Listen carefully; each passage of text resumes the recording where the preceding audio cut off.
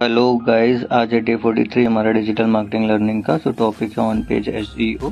So mainly हम देखेंगे keyword जो हमने सेलेक्ट किया है, एसईओ सर्विस इन पटना। सो उसमें मेन इंपॉर्टेंट क्या चीज़ें होती हैं जब हम पेज क्रिएट करते हैं ऑन पेज एसईओ के अकॉर्डिंग।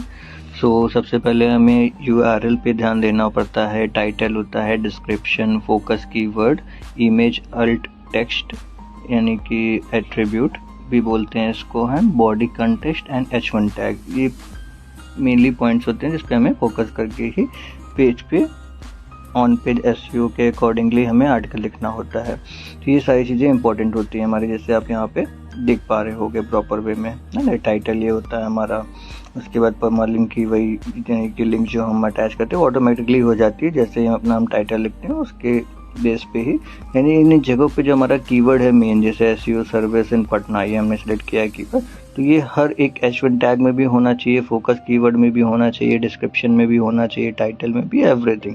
एंड जो इमेज हम बात किए थे यहाँ पे, इमेज अल्ट टेक्स्ट में, सो इमेज में भी ये चीज़ें अपलोड होनी चाहिए। तो इसके अकॉर्डिंगली हम यहाँ पे लिखते हैं। प्रॉपर नंबरिंग आप देख रहे होगे तो उसके अकॉर्डिंग वो खुद ही ग्रीन मार्क और रेड मार्क हो जाता है। ये जैसे आप देख रहे होगे यहाँ पे, कहीं पे अगर कोई चीज़ लैग कर रही है तो उसके अकॉर्डिंगली ये खुद ही हो जाता है। फिर जैसे ही उसको हम इम्प्रूव करते हैं खुद ग्रीन टेक हो जाता है। उसके बाद फिर इंटरनल लिंक, एक्सटर्नल लिंक, ये सारी चीज़ें हमें इसमें ऐड ऑन करनी होती है, तब जाके उसके बाद पब्लिश हम लास्ट में करते हैं तो जाके रैंक करती है ये वेबसाइट। सो तब तक के लिए कीप लर्निंग, कीप डूइंग।